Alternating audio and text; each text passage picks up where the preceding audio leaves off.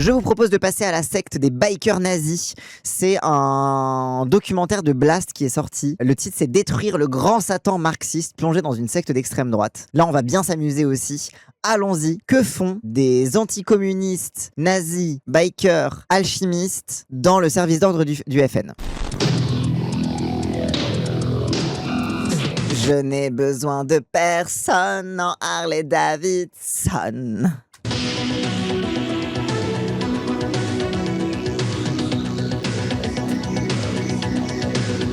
En fait, tout de suite, quand tu mets des motos, il y a du flow, quoi.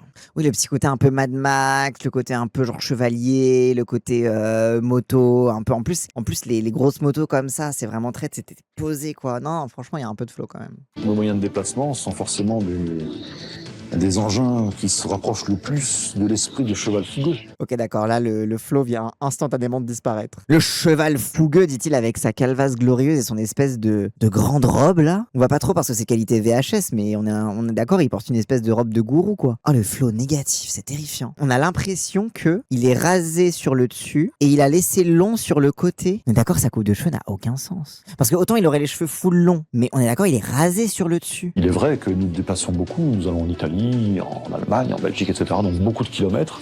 Donc il nous faut des chevaux de fer avec énormément de couple et d'endurabilité. C'était des gens qui avaient un style vestimentaire assez particulier. Ils se prenaient un peu pour des chevaliers et ils roulaient en Harley Davidson parce que c'était des chevaliers des temps modernes. Ok, donc une secte de bikers déjà. Donc c'est des bikers qui ont un flow un peu questionnable. Ok. Quand t'es gamin, tu vois des mecs avec des grosses motos, avec des fourrures, tu t'admires ça, tu vois. Tu trouves ça, il y a une forme dans la virilité, c'est des guerriers. C'est quelque chose qui te met des étoiles dans les yeux, quoi. T'as vraiment le regard d'enfant, le regard d'adulte après, quoi. T'as deux regards qui sont différents et qui sont souvent contradictoires. J'ai grandi dans la filiation Solazareff. Ok, donc lui, il est né dans la secte et c'est comme ça. Et je crois qu'il a écrit un bouquin là-dessus, du coup. Ok. C'est une secte qui a été fondée vers 1984, qui s'est installée en Auvergne et qui avait pour gourou un homme qui s'appelait Solazareff. C'était donc le gourou de la secte et on l'appelait tous maîtres. Il ressemble vraiment à un nazi. Par contre, il a vraiment une tronche de nazi. Nous étions tous les fils et les filles de Solazareff. Il ressemble pas à Daniel Conversano, non? Est-ce que vous avez la vision ou pas? Oui, on est d'accord, il ressemble à Conversano. Je suis pas fou. Non, par contre, sa coupe de cheveux aléatoire, c'est ultra... Genre, mais après, c'est vraiment une coupe de cheveux un peu de punk, c'est un peu chelou. Fusion Baptiste Marchais et Conversano, oui, un peu. Oui, de fou. Le premier travail de toute tradition est de remettre de l'ordre dans les centres inférieurs. Puis après, de nourrir la vocation. Et se passe à ce moment-là, au moment d'équilibrage des centres et au moment d'une certaine nourriture de cet appel, une cristallisation de la vocation suffisante pour que l'individu puisse, sur les bases d'enseignements sûrs, travailler. Quoi? Les niveaux inférieurs, ils ont une cristallisation de la vocation et à partir de ça, ça permet de cristalliser assez et ils peuvent travailler vers un nouvel âge réminiscent. Ok, je vois, là on est vraiment... C'est à ça que tu reconnais une secte. C'est le charabia, quoi. Ils ont un langage propre, quoi. Genre c'est vraiment, tu peux pas te tromper, quoi. C'était un homme grand, charismatique, séducteur, beau parleur, costaud. C'était quelqu'un qui avait une aura incroyable. C'était un homme aussi qui avait des colères noires, qui savait faire peur, qui savait aussi charmer. Il avait beaucoup de succès avec les femmes. Et d'ailleurs, il s'est constitué un petit harem, hein, comme tous les gourous. Ça, c'est classique. Oui, c'est ça. Il avait du succès avec les femmes parce que c'était un gourou, quoi. Genre le truc charismatique et tout. On sait toujours que les sectes, ça sert à baiser aussi. Hein. Oh. Donc ça a l'air d'être un lore d'artisans. Ils ont l'air de faire des bails un peu artisanat, village un peu autarcique, chelou. Cet homme-là, j'ai idolâtré. C'était un dieu vivant. C'était même un modèle. Quand t'es un petit garçon, c'est un modèle presque paternel, parce que c'était notre père à tous. Les vidéos que je t'ai filées, c'est presque un host média. Ça fait hyper bizarre, en fait, de revoir déjà le gourou que j'avais pas vu. Ok, donc lui, il a écrit le bouquin là-dessus, et c'est lui qui a filé les images à Blast. Ok, d'accord. Mais attends, lui aussi, il a la coupe de cheveux où c'est tout rasé partout, sauf derrière où il a une tresse, là. C'était quoi? C'était le style capillaire obligatoire, genre? Il y a vraiment le côté vraiment RP médiéval, un peu en mode je suis le forgeron de la tribu de Dana. J'ai presque de la tendresse pour eux, c'est ça qui est horrible. C'est des souvenirs d'enfants, c'est des gens, je les ai tous reconnus en vidéo, donc c'est comme si... Son nom c'est Hakim. Alors je crois pas qu'il apprécie beaucoup Hakim. Mais on verra, je peux être surpris. Peut-être qu'il est que sur les juifs et pas sur les arabes. Tu sais, il y a beaucoup de différences doctrinales dans l'extrême droite, hein. Vous pourriez être surpris. Hein. C'est comme si on te montrait un vieux film de famille, parce que si on était une grande famille. Je débarquais dans cette secte à l'âge de 5 ans quand mon parent rejoint l'affiliation. J'étais le seul gamin à aller à l'école publique parce que les autres allaient à l'école privée. Et donc, du coup, j'étais confronté un peu au regard des autres au début. J'étais le gosse de la secte. Mais c'est vrai que j'imagine quand tu grandis dans une secte comme ça, un peu qui a une logique de communauté fermée et que tu vas à l'école publique. Enfin, c'est aussi pour ça que beaucoup de sectes soit déscolarisent, soit font l'école à la maison, soit essayent à tout prix ou alors font leurs propres écoles comme les anthroposophes par exemple. T'as souvent ce truc-là de, à la fois, ils essaient absolument de te couper du monde extérieur pour pas que tu te rendes compte que c'est des gens qui sont un peu cookies quoi. Et en même temps, t'es traité un peu comme un mec bizarre et un paria parce que tes parents ils sont dans des bails chelous et que c'est la communauté chelou du village chelou perché au fin fond de l'Auvergne quoi. Petit à petit, cette secte s'est installée dans la région, a fait peur aux gens du coin. Ils ont tapé des maisons et ensuite ils ont acheté un château.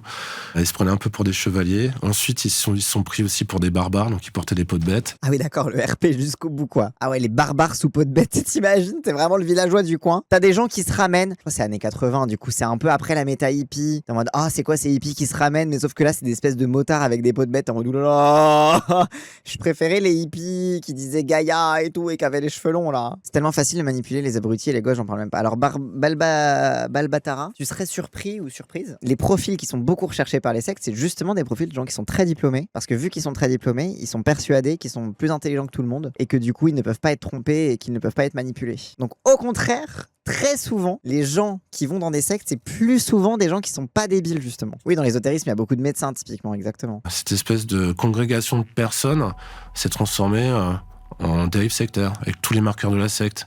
C'est-à-dire un gourou charismatique, une hiérarchie très stricte, les incorruptibles, qui était sa garde rapprochée féminine, les disciples, qui étaient, on va dire, les plus hauts dans la hiérarchie, les frères et les sœurs, et les postulants, qui étaient un peu au bas de la hiérarchie, qui étaient les gens qui devaient faire leurs preuves. Ouais, et ça, c'est toujours le truc de, comme tu dois tout le temps faire tes preuves, t'as vraiment un truc. En fait, c'est ce qui permet d'autant plus d'installer le contrôle social des gens. Parce que comme t'es dans une situation où t'as conscience que tu dois encore faire tes preuves, que t'as pas encore gravi les échelons, etc., tu vas d'autant plus être soumis à l'ordre et essayer de faire les choses bien et de t'intégrer au mieux du mieux et de mieux t'auto-convaincre des préceptes du truc. Tu vas tout faire pour te conformer précisément et du coup, ça fera de toi le meilleur des suiveurs, quoi, genre le plus hardcore, quoi. Nous sommes tout à fait libres dans le sens de nos activités, dans le sens de nos métiers, dans le sens de nos familles.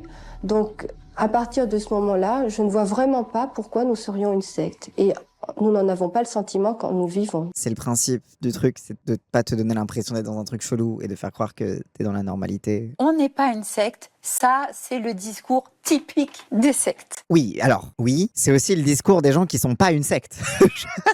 Genre, je sais pas, genre, parfois, oui, exactement, LFI. Parfois, quand t'es dans un groupe militant, les gens, ils disent, on n'est pas une secte, on va pas faire ça, etc. Ça en fait pas une secte. Genre, une fois que t'as dit ça, t'as rien dit. La psychanalyse, je crois qu'elle sert un peu à rien dans le documentaire, mais elle est très très drôle. Moi, j'ai un unpopular opinion. C'est que la psychanalyse, d'un point de vue clinique, ça sert pas à grand chose. Mais philosophiquement, c'est intéressant. C'est pour ça que la psychanalyse, en termes d'études de discours, tu sais, je vois un peu l'idée d'une psychanalyse qui étudie l'emprise sectaire, les trucs des gourous qui étudient un petit peu les discours. Parce que vraiment, la psychanalyse, pour moi, c'est une science littéraire ou philosophique, tu vois. Enfin, une science. Non, la psychanalyse n'est pas scientifique. Oui, quand je parle de science, je parle de domaine de connaissance et de savoir. Pour moi, ça rentre dans les sciences littéraires, la psychanalyse. Donc c'est là que ça peut être intéressant pour ce genre d'analyse. Mais là, par contre, madame, dire que on n'est pas une secte, c'est le discours typique des sectes. C'est aussi le discours des gens qui ne sont pas une secte et qui disent la vérité. Et vous venez en toute liberté et vous allez pouvoir expérimenter par vous-même.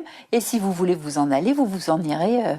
Mais essayez, pourquoi pas. Mais en vrai, elle a raison, tu vois, c'est un peu, il y a aussi ça avec la scientologie, en mode, non, mais essaye la dianétique, ça commence par du développement personnel, un peu en mode, vas-y, En fait, le fait de te faire adhérer librement à un truc, ça fait que tu vas être encore plus arc-bouté à l'appartenance du truc. Parce que comme t'as été libre de tester, et que les gens ont réussi à te manipuler et à te convaincre que le monde est comme ci, comme ça, etc., du coup, ça fait que tu vas encore plus être fidèle au truc parce que il y a cette vérité-là de la liberté de base, quoi. C'est-à-dire que comme t'as été libre à la base, tu dis à aucun moment j'ai pu être manipulé. Donc en vrai, ça fait vraiment le truc. Ça, ils te font croire que c'est un choix libre, exactement. Et en vrai, il y a du choix libre au début. Comment dire, c'est un mythe complet que les êtres humains puissent agir de façon complètement rationnelle, libre, libérée de tout biais, etc., etc. Parce que toute personne a des biais, une éducation, parfois même des traumatismes, etc. Et beaucoup les sectes vont cibler des personnes qui ont par exemple vécu des traumatismes ou qui sont dans une phase difficile de leur vie. Notamment beaucoup de sectes qui sont autour du refus thérapeutique vont cibler du coup des gens qui ont des maladies chroniques et qui sont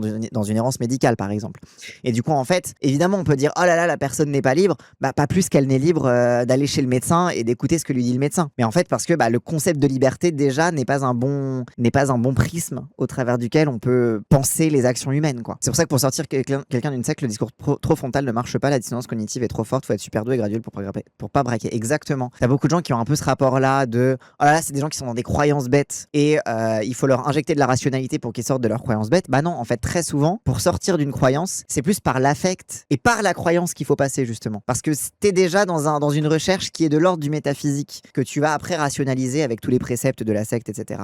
Mais à la base c'est très souvent un truc de une angoisse existentielle, une angoisse par rapport à ta vie, un rapport au deuil, un rapport à la paranoïa, etc., etc. Il est interdit de penser par soi-même.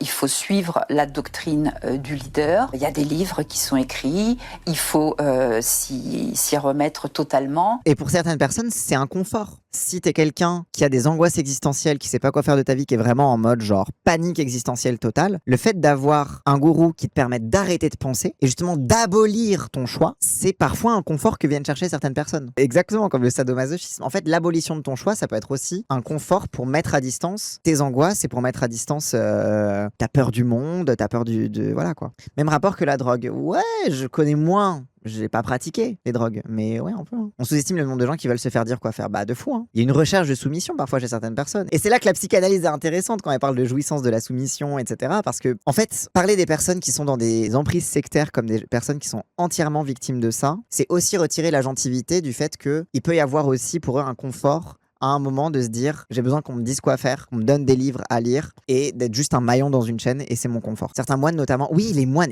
mais de fou. Les ordres monastiques c'est énormément ça, de fou. C'est une forme de dictature, le fonctionnement sectaire. Donc il y a une autorité et le groupe doit suivre ce qui est dicté. Donc là, c'est marrant, c'est un petit bouquin en fait d'instructions qui a été utilisé lors des rassemblements de cette secte. C'est un peu le guide de ce qu'il fallait faire ou ne pas faire pendant les rassemblements. Comme on travaille sur les 3 centres et les 3 fonctions de tel ou tel autre, un tel ou un autre peut, selon l'état individuel de sa mécanicité, marcher pieds nus, boire de l'eau de vie, se faire raser ou passer la journée en prière. Si l'on juge, on aura bientôt fait de rencontrer l'autorité du blason. Et c'est aussi ça qui est intéressant, c'est la forme d'écriture. C'est que vraiment, c'est écrit, tu lis ça, t'es en mode c'est pas clair. C'est écrit de façon alambiquée. Mais je pense que précisément la façon d'écrire de façon alambiquée, ça fait que quand un adepte lit ça, il se dit je comprends pas tout, mais c'est qu'il doit y avoir un savoir qui m'échappe. Et du coup, je dois encore plus travailler pour mieux comprendre. Et du coup, tu te mets dans une position de soumission par rapport à ce qui a écrit, parce que c'est déjà écrit de façon alambiquée. Du coup, tu dois plus te concentrer pour le lire et du coup, t'es plus soumis face au texte parce que t'es dans ce truc-là de ok, c'est un texte complexe, donc moi, je dois m'améliorer pour mieux le comprendre, quoi. Comme les lacaniens. Un peu comme certaines branches de la psychanalyse. Quand on travaille dans tous les plans, un tel ou un autre tel, selon l'état individuel de sa mécanicité, peut se voir affecté à un plan complètement différent. Lorsque cela arrive, on ne râle pas. Et même si cela semble très important pour soi, on remercie les autres de nous sortir d'une fixité horizontale qui commence à banaliser en soi l'appel.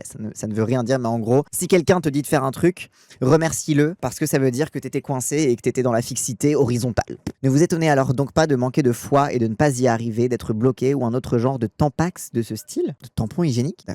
En privilégiant pour vous-même la valeur d'un des plans cosmiques, vous êtes seul responsable de votre imbécilité et de sa culture. Oh, encore un truc, tu vois, genre t'es un imbécile, t'es stupide, t'étonnes pas de pas avoir la foi, t'es trop con parce que tu fais pas assez ce que te disent les gens. Si vous vous entêtez, l'alchimie se désintéressera de vous. Oh, très intéressant aussi ce truc-là, tu vois, genre l'alchimie comme un truc extérieur qui vous choisit et vous êtes un élu ou vous ne l'êtes pas. Et si vous ne faites pas assez vos preuves, vous ne serez pas choisi. Par votre nullité, vous ne serez pas élu dans le truc. Très intéressant. Même si vous croyez le contraire, l'apparent gain de temps que vous aurez acquis par cette obstination vous fait non seulement perdre l'équivalent de l'autre plan, mais de surcroît vous fortifier. Ok, donc j'imagine qu'il parle de plans célestes ou de plans ésotériques, genre. Que de travail après et tant de regrets. Pendant la durée entière de l'assemblée, on ne fera aucun prosélytisme extérieur et on aura une attitude correcte. Seuls les frères d'Auvergne sont autorisés à porter le tablier. À l'extérieur, on respectera les lois en vigueur et la femme aura toujours une tenue correcte. Gloire à toi Notre-Dame, reine et mère des cités, de partout tes fils t'acclament, conduis vers ta clarté. Sainte Marie, mère de Dieu, nous venons vers toi. Sainte Vierge des Vierges, mère du Christ, nous venons vers toi. Ok, avec toujours aussi des rituels qui empruntent au catholicisme. Ok. Dans l'introduction, il met sur un certain plan de considération, nous sommes sommaires, barbares et bornés. Attends 2 secondes. Parce que moi, je veux tout lire du coup. Si vous voulez ce que vous êtes venu faire ici, il est inutile de rester, vous vous parasitez vous-même et vous polluez les autres. Par exemple, donc ça, typiquement, ce genre de phrase, ça veut dire que, imagine, t'es infidèle, à un moment, t'es un peu en mode, vas-y, mais qu'est-ce que je fous là? Genre, en vrai, est-ce que c'est pas un peu ridicule? Ça veut dire que tu te parasites toi-même, faut t'enlever ces idées de la tête et faut surtout pas que les autres se rendent compte que tu oublies ce que tu es venu faire ici parce que les gens, ils vont te dire, pars. Et du coup, tu vas perdre la communauté que t'as trouvée, du coup, les liens sociaux, le sentiment d'appartenance, etc., etc. Si vous croyez savoir ce que vous faites ici en ayant dévié l'impulsion première de votre tête, vous dormez, donc on vous réveille, ce n'est pas agréable, mais pensez que votre... En fait, tout le bouquin, c'est du coup, vous n'êtes pas assez. C'est fou quand même, hein. Ce n'est pas vous qui changez la dynamique de la quête, mais votre vocation a compris que c'est vous qui obéissez à la dynamique de la quête. Et encore une fois, tu vois, tout ce discours de la passivité. Vous êtes passif face aux choses, la quête vous dépasse, elle vous choisit ou pas, c'est vous qui observez et vous devez être méritant du truc et il vous manque un tampax, visiblement. Ouais, vous avez des tampax qui vous empêchent de penser. J'ai pas compris ce truc sur les tampax, mais on y reviendra peut-être, hein, je sais pas. Voici ce qu'il faut faire dans l'assemblée. La quête présente est un navire dans lequel rame l'assemblée. Sa destination a été définie dans la lettre du père du premier almanach. L'urgence est telle que nous sommes en temps de guerre psychologique, c'est-à-dire en pleine contre-révolution. Si vous ramez dans notre sens, vous êtes fils de science. Si vous ramez en sens contraire, on vous considérera pas, on vous retirera les rames. Enfin, ici, on ne s'appesantit pas de copulation intellectuelle traitant de philosophie, de l'amour, de méditation. On n'a pas le temps. Très intéressant en mode réfléchissez pas par vous-même, quoi. Commencez pas à ramener des trucs extérieurs qui risqueraient de vous rendre compte que c'est de la grosse merde, tout ça. Vous ferez bien de laisser tomber ce que vous croyez savoir sur ces questions-là en franchissant le seuil de notre demeure. N'insistez pas, c'est inutile, car celui qui vient chercher un savoir écoute, ne s'affirme pas. Si vous avez fait du zen, de la méditation transcendantale, du tantrisme sans préservatif, tant mieux pour vous, mais rangez cela au placard pour un moment. Si vous avez été dans d'autres bails de secte, oubliez tout. Voilà, ici c'est une nouvelle secte, commencez pas à ramener vos trucs New Age. Du tantrisme sans préservatif, mais le principe du tantrisme, c'est que tu te touches pas. Et d'accord, le principe du tantrisme, c'est de baiser sans se toucher. Mais sur un certain plan de considération, nous sommes sommaires, barbares et bornés. Surtout, attends, tout dépend d'où on regarde. Pour monter les marches, nous commençons effectivement par mettre le pied droit sur la première marche, le pied gauche sur la deuxième, en balançant très fort les bras. On se trouve déjà assez bête si on s'arrête en plein milieu, alors que dire de celui qui descend quand il... Oui, en gros, globalement, vous êtes des barbares, vous êtes bêtes, vous êtes cons, alors du coup, faites tout ce qu'on vous dit, parce que de toute façon, vous êtes juste des bêtes de somme, quoi. C'est fascinant à quel point c'est de la destruction de l'ego et de tout ce qui permet, en fait, de créer une adhésion complètement aveugle au truc, quoi. Le pire, c'est l'abstraction lyrique. Oui, c'est ça, tu sais pas de quoi il parle, t'es en mode, ok, mais il y a l'air d'avoir des plans supérieurs et inférieurs, des trucs de carburateur et il faut mettre la clé dedans. Mais globalement, pour dire, écoutez ce qu'on vous dit et rechignez pas, et si vous avez un doute, vous avez pas de doute, quoi.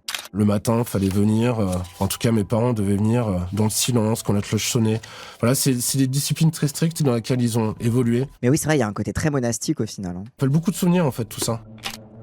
Un gourou, c'est un peu comme un peintre, il a ses périodes. Il peut avoir des périodes bleues, des périodes vertes, comme Picasso. Et au début, la secte était très intégriste, catholique intégriste. Donc c'était les femmes sont les femmes, les hommes sont les hommes. La femme, sur le plan de la tradition, est l'image de la Vierge, de Notre-Dame. Elle dynamise le chevalier. Elle est la cause qui fait qu'il va s'éveiller. Ça, on est vraiment dans du masculinisme mythopoétique classique. Les hommes sont des guerriers, les femmes sont des saintes vierges. C'est elles qui causent les guerres et qui exaltent le guerrier. C'est pour elles qu'on va à la guerre et c'est elles qui pansent nos plaies, etc. Voilà, on est vraiment sur du classique, catholicisme intégriste, un peu mythopoétique, masculin. Oui, c'est ça, c'est Némésis, c'est exactement. Là, on est sur du Némésis, voilà quoi. Sans les épouses, nous ne serions rien. Rien du tout. C'est souvent des groupes aussi qui sont misogynes, oui. Où la femme est une esclave, une boniche. Mais parce que tout l'intérêt, en fait, c'est de garder les hiérarchies. C'est que les hiérarchies qui ne se discutent pas, et la hiérarchie qui ne se discute pas, c'est celle du genre, puisque c'est la nature, le vagin, la bite, les gosses, etc.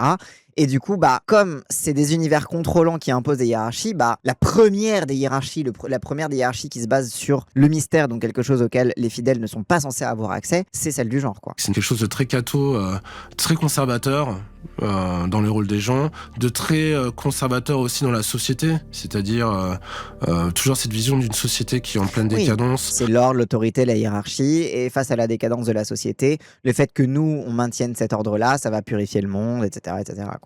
Et retourner à une vision saine du monde, parce qu'avant c'était mieux, se comporter comme des chevaliers, faire ses prières. Après ça a dérivé vers quelque chose de beaucoup plus païen, donc de beaucoup plus barbare. Ils ont laissé tomber enfin en tout cas le gourou a laissé tomber cette espèce de catholicisme conservateur au profit du paganisme. Mais c'est marrant parce que c'est un truc qu'on retrouve beaucoup à l'extrême droite, ce mélange entre la religion très conservatrice et en même temps l'ésotérisme, le paganisme, etc. Les nazis païens, les nazis ésotériques, etc. On avait parlé pendant la tier list des sectes, de l'anthroposophie, etc. Mais il y a vraiment des lores d'extrême droite païenne, donc voilà, les nazis typiquement ils étaient là-dedans. T'as vraiment un clivage à l'extrême droite entre est-ce que tu suis le pape ou alors est-ce que tu considères que le pape est l'antéchrist et qui est en fait le vrai pape, etc. Voilà, en fonction de Vatican II, quoi, globalement. Donc est-ce que globalement t'es catholique et tu tiens à ce catholicisme hiérarchique-là, ou alors est-ce que t'es dans les bails plutôt ésotériques? Je pense très fort à Jordan Peterson avec son mélange d'évopsie et d'analyse de mythes bibliques. Oui, exactement, Peterson, c'est vraiment ça. Et je pense que l'évopsie, ça met du mystique et en gros les mythes catholiques sont presque là comme un peu mythes fondateurs universels et la religion sert à montrer que on a toujours pensé comme ça et que en fait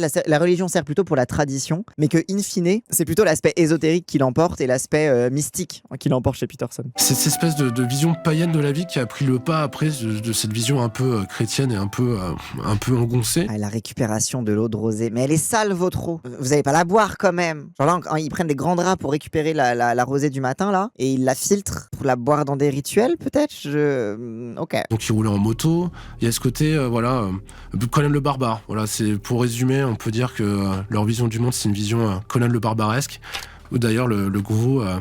Vision collective de Conan le barbare, ce même jour. Ah oui, ils regardent. Ok, d'accord, donc carrément, ils font des visionnages collectifs de Conan le barbare. Ok, donc c'est vraiment le film qui mate dans la congrégation. Suite à ce film, évocation par le maître des premiers rois du fer de la magie. Donc c'est un village en Auvergne où t'as une secte de nazis qui boivent de l'eau de la rosée du matin et qui font des ciné-clubs de Conan le barbare. Ok, c'est mieux que la messe du dimanche, je suis d'accord. Oui, c'est vraiment des choufins de fou, c'est vraiment des geeks. Forcer ses ouailles à visionner Conan le barbare en disant voilà. But, c'est le clan dirigé par des lois barbares, c'est la rigueur quasi absolue, déplacement en groupe, autrefois cheval, maintenant moto. Oui, c'est ça, c'est en mode genre à l'époque, les gens étaient à cheval, maintenant nous sommes en moto, nous sommes les chevaliers des temps modernes et nous cherchons les guerres à mener, quoi, voilà.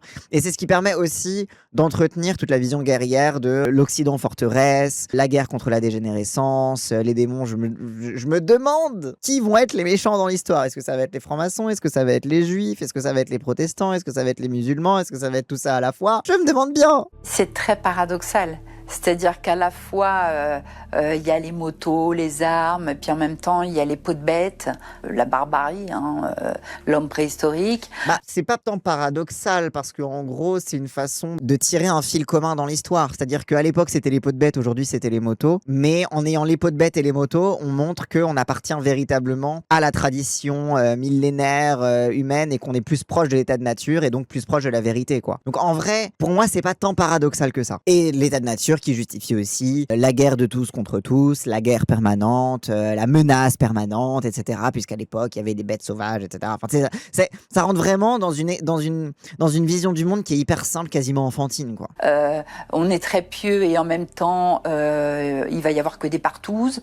Vous voyez, c'est complètement paradoxal. Donc il embarque ses fidèles, ses adeptes dans un processus. Le maître défait ce qui a été patiemment construit en soi par les livres, etc. Le maître détricote, on se reconstruit soi-même, il faut devenir des chiens errants. On reconnaît un chien errant à son allure, à sa façon d'être lui-même, en toute liberté, en se fichant des jugements des pensants. Où les personnes doivent perdre leur identité, se conformer. Je suis une machine à fabriquer des adeptes. Seuls quelques adeptes peuvent lutter contre le mal mondial. Mais à ce qu'exige. Ok, donc ça c'est une citation du gourou. Ok. Le leader, et ça va induire donc une perte de jugement, de la dépendance psychologique, des ruptures avec la société, des ruptures avec la famille. Oui, ça c'est vraiment blueprint. Là j'ai l'impression que vu qu'elle a écrit un bouquin sur les sectes, j'imagine elle est en mode bah voilà, ça c'est le b.a.-ba d'une secte, comment ça fonctionne, quoi. On dirait un délire d'ado. Mais oui, en fait c'est ça, c'est que ça qui est fascinant, c'est que, mais on trouve ça dans beaucoup de sectes, c'est que c'est très enfantin. C'est vraiment genre c'est hyper enfantin, ouais. T'as l'impression d'ados qui jouent dans la campagne, qui jouent à la guerre en taillant des bouts de bois et en inventant des mondes, quoi. C'est quelque chose de bien grand que de vivre sous un supérieur dans l'obéissance et de ne pas dépendre de soi-même. Donc ça, voilà, encore une fois, c'est le truc que je disais tout à l'heure, du confort de ne pas penser et de qu'on sous-estime le nombre de gens qui recherchent ce truc-là, de ne pas penser et d'abolir leur jugement. Quelques-uns obéissent plutôt par nécessité que par amour, et ceux-là toujours souffrants sont portés, eux, au murmure. Ah ok, d'accord. Ceux qui obéissent parce qu'ils sont contraints et pas parce que ils font par amour, bah du coup ils murmurent. Jamais ils ne possèdent la liberté d'esprit à moins qu'ils ne se soumettent de tout cœur à cause de Dieu. Oui, c'est ça. Donc encore voilà, le discours de la soumission, etc., etc. quoi. Et encore une fois, vous êtes des chiens errants, donc vous êtes fait pour être soumis aussi, tu vois. Genre c'est aussi cet état de nature qui justifie que tu es fait pour être soumis, quoi. T'adhères au dogme parce qu'on t'a promis quelque chose de merveilleux. Mes parents, je pense qu'ils pensaient que derrière la réalité se cachaient des choses merveilleuses, tu vois, le monde spirituel. Et c'est ça. En vrai, c'est qu'il y a une quête d'enchantement aussi. C'est que le monde est tellement pourri et te fait tellement bader. En plus, là, années 80, guerre froide, la peur de l'apocalypse nucléaire, c'est ça en partie qui a fait grandir beaucoup les sectes New Age. C'est le côté anxiogène du monde, la guerre du Vietnam, la guerre de partout, le racisme. En Europe, c'était la peur de l'apocalypse nucléaire, les soviétiques qui allaient débarquer, le truc comme ça. Et ça, t'as besoin que quelqu'un vienne te dire non mais t'inquiète, en réalité, le monde n'est pas comme ça. Et la vraie réalité du monde, tu vas la découvrir et tu vas voir, c'est génial, quoi. Enfin, ce truc-là d'échapper à la réalité du monde, quoi. Et donc il y avait un moyen d'y parvenir. Le moyen d'y parvenir, c'était le travail sur soi, c'était la discipline. Nous n'appartenons pas à une secte. Alors, nous sommes, c'est vrai, regroupés. Fascinant aussi le discours du travail comme moyen de soumission. Enfin, on retourne à Chapoutot, le management, les nazis, quoi. Mais genre, c'est vraiment cette valeur travail comme un outil de soumission et pour te rapprocher de la vérité, il faut travailler de façon acharnée, faire tout ce qu'on te dit. C'est vraiment des entreprises. N'appartenons pas à une secte signée disciples de fou. Nous sommes, c'est vrai, regroupés tous ensemble. Parce que Solesaref a habité ici. On trouve ça dans les monastères, le travail rapproche de Dieu. Oui, mais parce qu'en fait, c'est une idée générale, mais qu'on trouve beaucoup dans le catholicisme, etc. C'est l'idée que le travail étant une souffrance, la souffrance te sanctifie. Alors ça, on trouve ça pas mal chez les chrétiens, etc. Et donc, si tu travailles, plus tu travailles durement, donc plus tu souffres avec ce travail, plus ça te justifie et plus ça fait de toi quelqu'un qui se rapproche de la sainteté, quoi. Mais en fait, c'est là que, on dit tout le temps, c'est les protestants qui ont inventé le capitalisme, Max Weber, l'éthique protestante et l'esprit du capitalisme, etc. Mais l'esprit du capitalisme, tu le retrouves aussi chez les cathos dans cette glorification de la souffrance. Et en vrai, parce que c'est tout ce qui va justifier des collectifs humains basés sur l'autorité et la domination, quoi, globalement. Mais parce qu'il y a un truc là-dedans aussi, c'est qu'en fait, quand tu fais quelque chose dans la souffrance, ça crée un besoin de reconnaissance. C'est-à-dire que quand t'as galéré à faire un truc, t'as besoin qu'on reconnaisse le travail que t'as mis dedans. Donc en fait, c'est presque une mise en cohérence religieuse d'un instinct qui est humain. C'est-à-dire que t'es en mode, je me suis cassé le cul à faire cette peinture, dites-moi bravo, tu sais, genre ce besoin de reconnaissance, c'est humain, tu vois. Mais simplement la façon dont il est mis en dogme, et c'est à partir du moment où il est mis en dogme que ça devient un problème. L'alchimie, c'est une science ésotérique qui consiste à percer le secret de la nature et de l'univers par un travail sur les métaux dans les laboratoires. L'alchimie étudie cette interpénétration des mondes et des lois. Non, c'est juste que quand tu mets des ions dans une solution, ça change de couleur. Il n'y a pas de vérité supplémentaire à ça. Oui, mais oui, c'est vraiment des choux fins, quoi. C'est vraiment Conan le barbare, chevalier, alchimie, les mondes. Non, c'est incroyable. Au final, la médecine la plus grande, celle qu'on appelle la pierre philosophale, disons, vient une fois par siècle. Ou tous les 2 siècles. Le but de l'alchimie, c'est de trouver cette pierre philosophale. Et la pierre philosophale permet de transformer le plomb en or, mais surtout permet d'être immortel. L'alchimie, c'est ça aussi, c'est vouloir trouver l'élixir de vie, c'est vouloir soigner, trouver des remèdes. C'est une médecine qui permet de guérir aussi toutes les maladies. C'est quelque chose qui rend un peu surpuissant et qui permet qui rend un état de sagesse ultime.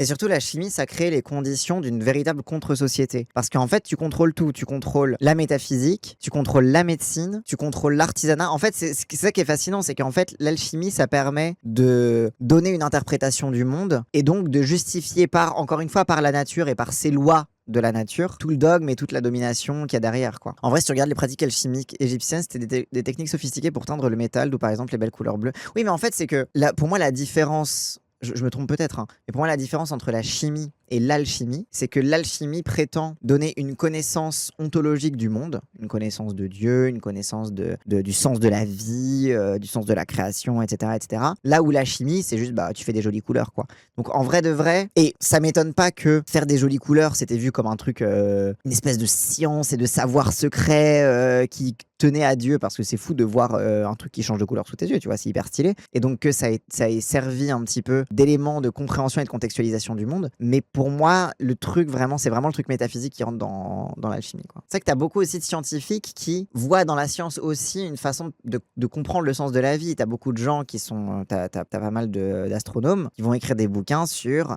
comment la compréhension de l'infinité de l'espace est une façon aussi de comprendre philosophiquement le monde et comment, quand tu comprends l'infinité, grâce à l'astronomie, bah en fait, tu comprends que on n'est pas grand-chose et ça t'apprend l'humilité et ta vie sur Terre, etc. T'as quand même pas mal de scientifiques aussi qui donnent un sens métaphysique dans leur poursuite scientifique aussi. Donc c'est aussi là où peut-être que ma distinction entre chimie et alchimie est pas trop, voilà quoi. L'alchimie a aidé à la création de la chimie, mais c'était avant la méthode scientifique. Du coup, les explications c'était n'importe où, c'est ça. Disons que dans l'alchimie, c'est l'ésotérique qui explique la science, et dans le rapport métaphysique à la science, c'est la science qui explique la métaphysique. Les groupes sectaires, de plus en plus, veulent être sur ce terrain de la santé, de la guérison. En fait, les gourous de secte veulent être des soignants. Ça les fascine. Mais parce que ça te donne un pouvoir sur la personne, être un soignant. En vrai, les médecins en savent quelque chose quand ils maltraitent leurs patients. C'est que avoir cette autorité médicale, c'est avoir une autorité sur et avoir un droit de vie et de mort sur tes adeptes. Donc en fait, t'as vraiment ce truc-là où maîtriser le pouvoir médical, c'est aussi asseoir encore plus la domination, quoi. Je vais devenir un grand saint par l'alchimie. Mais quel orgueil! Enfin, allons donc. C'est tout simple. Il doit travailler tellement, il doit être tellement préoccupé, l'alchimiste, par les questions de douleur des êtres dans les hôpitaux à 3h du matin. Les malades qui souffrent depuis 15 jours, qui serrent les dents. 15 jours qui serrent les dents. La souffrance, les hôpitaux à 5h du matin. Ces gens-là, ce sont eux qui dynamisent la vocation. C'est à cause de ces gens-là. Et Dieu, peut-être qu'il est là. C'est fascinant, hein. C'est vraiment sa théâtralité, son truc un peu surjoué, de passer au truc un peu plus normal. C'est fascinant, n'empêche. La théâtralité des gourous, c'est fascinant aussi, parce que c'est des putins de théâtreux, hein. Il faisait croire à ses adeptes qu'il avait trouvé cette pierre. Un samedi de février 85 à 15h30 devant 4 témoins, M. Cancelier confirma la validité de notre transmutation issue d'un particulier de Wegener sur le plomb en or très fin. Je tiens à la disposition de mes élèves les preuves de nos affirmations philosophiques et laborantines pourvu qu'ils entrent dans le cadre des attitudes traditionnelles requises. Donc en gros, chers élèves, regardez ce qu'on a fait tant que vous y croyez, quoi. Eugène Cancelier, montre sa page Wikipédia. Eugène Cancelier, auteur alchimiste français, il se présente comme les disciples de Fulcanelli. Et donc lui, il aurait trouvé la pierre philosophale, genre. Il a fréquenté à partir de 1916 la revue à Séville en 52. Fulcanelli. J'ai l'impression que Fulcanelli, c'est un peu genre le OG des alchimistes, quoi. Ok. Non mais oui, c'est Nicolas Flamel, le OG de chez OG de l'alchimie. Mais j'ai l'impression, parce que Fulcanelli, il va être cité dans le documentaire aussi, j'ai l'impression que c'est un peu une espèce de figure importante aussi, quand même. La médecine, plus elle monte en grade, plus elle devient universelle. Plus elle est universelle, plus elle dynamise les sources immunologiques et de défense des individus. Tel côté de l'individu sera touché par cette médecine. Un autre individu par la même médecine éveillera d'autres possibilités de son organisme en fonction de cette maladie-là. C'est ce qui différencie cette médecine alchimique des médecines, individualistes. C'est ça, donc en gros, la mauvaise médecine individualiste, bon, globalement, elle dit la même chose à tout le monde, alors que la médecine alchimique, parfois ton corps il réagit bizarre. Et ça, c'est la médecine alchimique. Non, c'est juste que parfois ton corps il réagit bizarre, c'est tout. On entend qu'il y a plein de sous-entendus, il répond pas directement à la question, il passe à autre chose, tout est mélangé. En fait, quand je l'écoute, ma pensée devient confuse. Vous voyez ?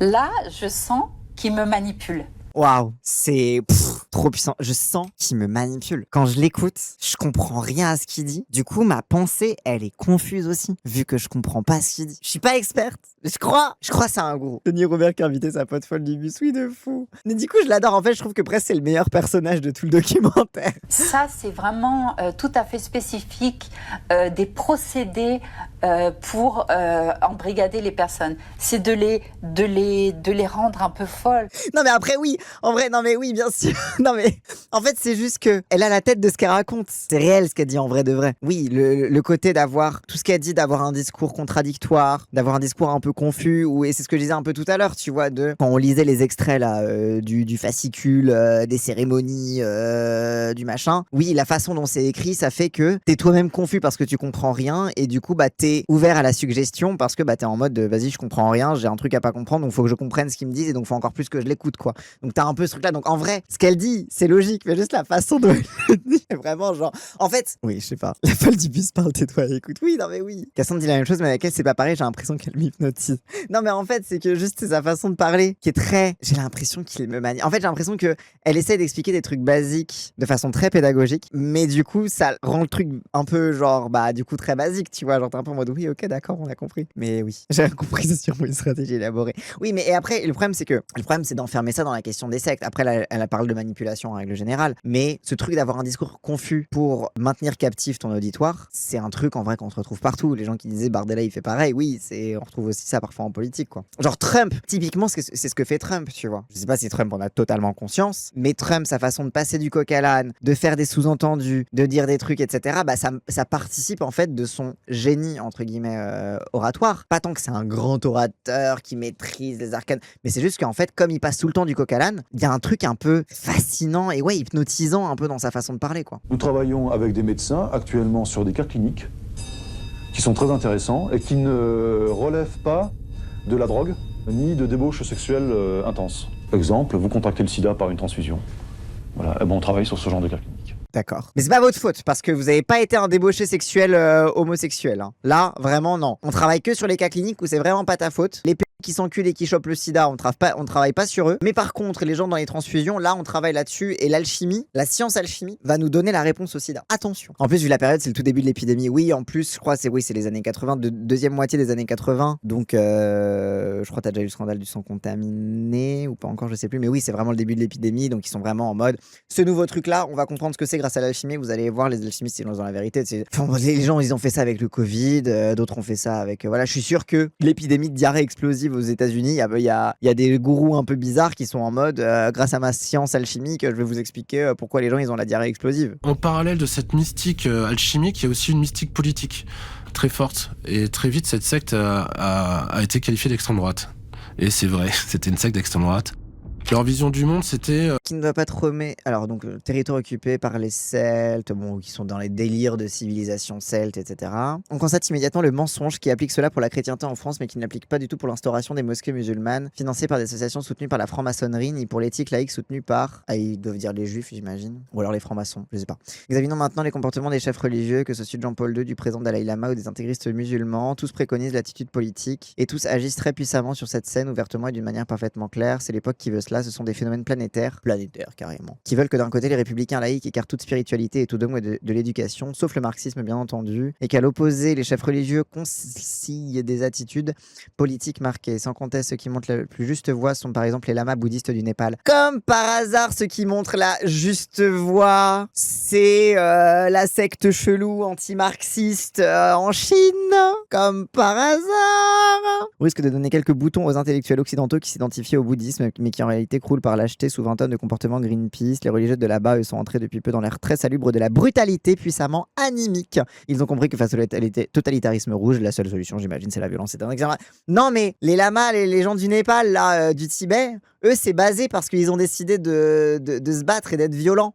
Nous aussi, on devrait être violents. Vendeurs d'Asie avant l'heure. Non, mais vraiment, il y a tout le bingo de la secte française qui est réuni là-dedans. Hein, c'est incroyable. Il y a une race celtique qui est menacée par le mélange d'autres races, et ce mélange d'autres races est prôné par les francs-maçons ou bien par les progressistes, qui sont les socialistes. Qui rêvent, ceux qui disent que nous racontons des balivernes ou nous, en étant si gros à votre avis, à leur place, que feriez-vous? Hitler à côté, un troublion. Ceci, c'est aujourd'hui l'art marxiste et celui de nier les évidences, le temple de la mauvaise foi. Oui, en mode, les soviétiques, c'est pire qu'Hitler, donc ça veut dire qu'Hitler, c'était pas si mal, quoi. Ah, c'est peut-être de la langue des oiseaux, oui, troublion, il trouble, c'est le trublion qui trouble. Peut-être.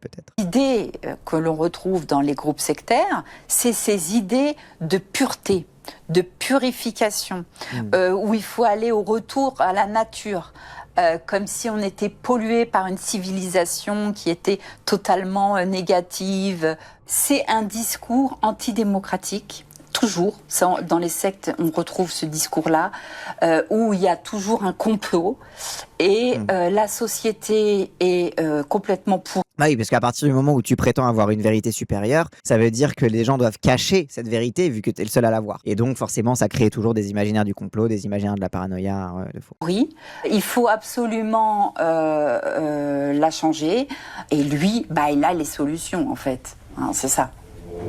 L'objectif est de former des adeptes de l'alchimie, de manière à réaliser. Il me fait penser à Pierre-Yves Rougeron aussi quand il parle. Son côté un peu autosatisfait. C'est fascinant. Il y a un phrasé d'extrême droite quand même. C'est phrasé chouffin d'extrême droite. Plusieurs transmutations simultanées dans toute l'Europe en vue d'apporter une énergie positive. Attends, parce que du coup, la transmutation, c'est transformer le plomb en or. Donc, c'est le bail de la pierre philosophale. Donc, il faut faire plusieurs transmutations en même temps. Comme ça va libérer une énergie qui va lutter contre les forces du mal. Mais du coup, c'est quand que vous prenez des barres de fer sur vos motos et que vous allez tabasser des gens? Je comprends pas. Il a confondu avec le Genki Dama, oui, de fou. Contre le grand Satan marxiste. Ok, donc on va faire des transmutations de pierre philosophale. Comme ça va libérer des énergies et le grand Satan marxiste va reculer. Tout de ma gueule. Même lui, ça le fait rire. Il est vraiment en mode, ah voilà, bon là, je sais que ça va un peu trop loin. Allez, voilà, le grand Satan marxiste. Voilà. Hein. Après, ultra stylé, le grand Satan marxiste. Hein. Son but, c'était de faire des transmutations dans toute l'Europe. Dans les transmutations, c'est de transformer le plomb en or par la pierre philosophale, mais c'est aussi un pouvoir mystique, selon lui, pour détruire ce qu'on appelait les forces noires. Allons plus loin, Robert Beauvais, dans son livre « Nous serons tous des protestants », explique clairement dans son chapitre très intéressant intitulé « L'intox de l'histoire officielle » comment manipuler sémantiquement l'histoire. Par ailleurs, l'écrivain et philosophe Louis Salleron, ça c'est les délires de la pote de Soral, là, la catho-intégriste pote de Soral, l'historienne. Sigaud, Marion Sigaud, exactement, Marion Sigaud. C'est les mêmes délires que Marion Sigaud, en mode les protestants, ils ont falsifié l'histoire, et à cause d'eux, on nous fait croire que le marxisme c'est bien, et du coup les protestants ils sont dangereux, et vraiment c'est cette théorie du complot anti-protestant, je trouve ça fascinant. Surtout en tant que protestant, parce que c'est assez rare qu'on nous aime pas. Enfin, tu sais, parfois tu dis, il y a eu les guerres de religion, mais c'est passé, t'es en mode, ah putain, même dans les années 80, t'as des gens qui disaient les protestants c'est un complot. Je savais pas qu'on était aussi stylés. Hein. Louis Salleron, dans la nouvelle messe protestant, montre fortuitement quels sont les liens qui unissent les francs-maçons, les marxistes et les protestants. Nous n'inventons rien. N'inventons rien. Tout ce que nous écrivons, trouvez l'idée de les ennemis de l'homme. Informez-vous, lisez leurs livres. C'est dans le livre, voilà. Nous n'interprétons pas, nous constatons à la lettre et aux sources même des Oui, il y a des liens historiques entre les francs-maçons, les marxistes et les protestants, oui. Le lien étant l'abolition de la monarchie. On est vraiment les main caractères de l'histoire, mais oui, de fou, genre c'est trop stylé les protestants. Et en fait, en plus, ce que j'adore, c'est que les protestants, on est vraiment le complot secret. Genre vraiment, quand des gens ils sont dans le complot protestant, t'es vraiment dans un lore précis, quoi. Genre c'est vraiment, ils sont dans le deep lore du complotisme. Donc on est vraiment le secretopie du complotisme, c'est les protestants. Trop fort. Donc c'était les francs-maçons, c'était les communistes, c'était les marxistes, c'était les protestants. Nous les fèges, on est niveau 1, c'est que... Mais oui, vous les juifs, c'est trop évident. Tout le monde dit, c'est la faute des juifs. Y a pas de secret, y a pas de mystère. Comme par hasard, oui, tu trouves que c'est la faute des juifs. Tu sais, y a pas de surprise, quoi. En fait, c'est ça le problème de l'antisémitisme. C'est que c'est bon, quoi. Ça commence à être redondant. C'est le complot qui date des guerres de religion plus vieux que les francs-maçons. Oui, en vrai, le complot protestant, ça date des guerres de religion, des trucs comme ça. Mais quand même, le complot juif, c'était avant. Mais en vrai, souvent, les protestants, on est les alliés des juifs. C'est un peu les protestants, c'est un peu la faute des protestants si les juifs, ils sont là, ils dominent le monde. Donc parfois, on sait pas trop c'est la faute de qui à qui, mais on sait qu'on est dans le même lore de c'est pas bien et on s'aide mutuellement à faire des trucs pas bien. Et les francs-maçons aussi. Les francs-maçons, c'est ceux qui nous aident aussi. Je sais pas qui aide qui, mais à Skip, on est tous potes dans le complot, quoi. Les francs-macs, ça reste les main caractères. Ah non, les juifs quand même. Mais en fait, les juifs, c'est les main caractères mainstream. Et plus tu descends dans l'iceberg, plus t'arrives sur les francs-maçons, enfin, les marxistes, les francs-maçons, les protestants. Et après, en dessous, je suis sûr, t'as d'autres gens qui sont là-dedans, quoi. Genre des factions rivales d'alchimistes qu'on connaît pas et où en fait c'est à cause d'eux ou je sais pas quoi, tu vois. Genre les protestants, c'est les chrétiens traîtres qui ont aidé les juifs. Ouais, en gros, c'est un peu ça, ouais. La franc-maçonnerie est la plus grande des sectes. Elle fait un mal à l'Occident comme jamais. Ah ok, eux c'est les francs-maçons. Ok, eux ils sont principalement sur les francs-maçons, d'accord. Son chemin de bataille, c'est la pluriculture. La laïcité, avec des thèmes philosophiques comme l'humanisme, comme toutes ces choses-là, qui en fait, dans la réalité, ont des implications vraiment terriblement graves. Et c'est marrant parce que je vous parlais tout à l'heure de l'ordre, etc. Et pourquoi ils aiment pas l'humanisme, pourquoi ils aiment pas le multiculturalisme, c'est que du coup c'est l'abolition des hiérarchies préexistantes. Évidemment, quand tu pars d'un principe multiculturel, du coup t'abolis les hiérarchies de suprémacisme culturel, etc. Donc il y a aussi ce truc-là. C'est vraiment terrible. Il va pas vous dire qu'est-ce que ça fait de mal. Il va dire c'est vraiment des conséquences très très graves. En fait, oui, les conséquences très graves, c'est que c'est l'abolition de l'ordre que lui il veut, quoi. Mais du coup, donc lui dans sa méta, c'est à cause des francs-maçons qu'il y a des juifs. Parce que du coup, généralement, quand on parle de multiculturalisme, de cosmopolitisme, c'est souvent avec un sous-entendu antisémite. Mais c'est in fine, ça reste la faute des francs-maçons. Ok. Il y avait des entraînements paramilitaires, donc c'est une secte qui était armée. Ah, quand même. Ok, il y avait quand même des armes, il y avait quand même un délire un peu survivaliste bizarre. Préparé à se défendre. Vers l'Est, nous aurions plutôt tendance à pointer les armes et à veiller comme le chat qui sommeille, encourageant tous ceux qui suppriment complètement tout rapport culturel, commercial et encourageant en sus les moyens de sabotage pour aider les dissidents. Combattre l'Union soviétique est le premier devoir de tout citoyen européen avant même de respirer. Respirer quand même d'abord. Hein. Par répercussion, combattre tout ce qui découle de l'intelligentsia soviétique, l'ensemble des techniques des informations, etc. Donc lui, ils sont vraiment en mode la guerre, c'est contre les soviétiques et c'est la faute des francs-maçons. Et on va s'armer pour lutter contre les soviétiques. Contre les soviétiques, contre les communistes, contre l'ennemi intérieur aussi. Donc voilà, c'est ce climat de paranoïa très très puissant qui a modelé ma psyché, qui a modelé aussi... Ah non, ça montait vers le village de Nain où se niche l'affiliation. Mes deux compagnons limitent aussitôt et vident également leurs armes. La pétarade emplit le calme de la nuit d'automne. Le quotidien est décemment très excitant et tout à fait surréaliste avec ce diable d'homme. Je ne me suis pas trompé. Et quoi qu'en pensent mes amis affolés, j'ai bien raison d'être là. Ok, donc c'est une meuf qui témoigne. Notre personnel d'une disciple de l'affiliation, elle est en mode oh là là. C'est... On a des sensations fortes avec lui. Hein. C'est vraiment, j'ai bien raison d'être là. Le bruit dans le calme de la nuit. On trouve beaucoup de marqueurs de l'inconscient de l'extrême droite en fait, qui sont toujours... Quand tu analyses bien, avant c'était mieux. Voilà, il y a une espèce de passéisme et une espèce de nostalgie d'un âge d'or qui n'a jamais existé, qui est un pur fantasme en fait. Comment voulez-vous soigner quelque chose alors que le mal continue? C'est pas possible.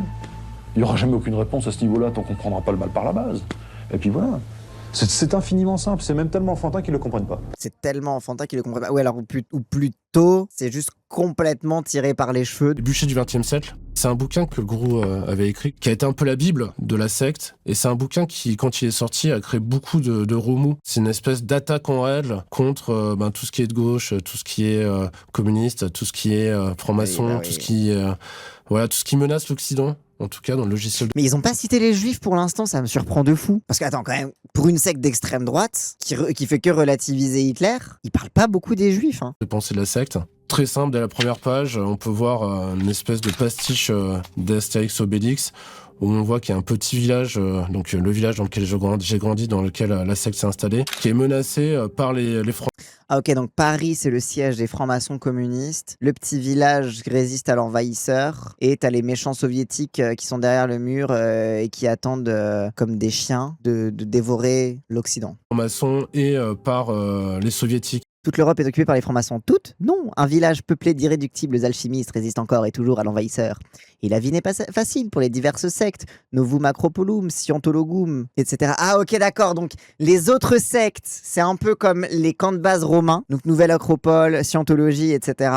Donc les nouvelles sectes, c'est un peu les Romains. Les grands méchants, ça reste les francs-maçons communistes. Mais eux, ils sont entourés de mauvaises sectes. Et eux, c'est la bonne secte au milieu. Ok. Et oui, il a fait sa fanfiction. Bah écoute, force à lui. Hein, il écrit un peu mal. Les qualités littéraires sont pas trop là. Donc c'est vraiment une ambiance de paranoïa totale et de nous contre le reste du monde, voilà.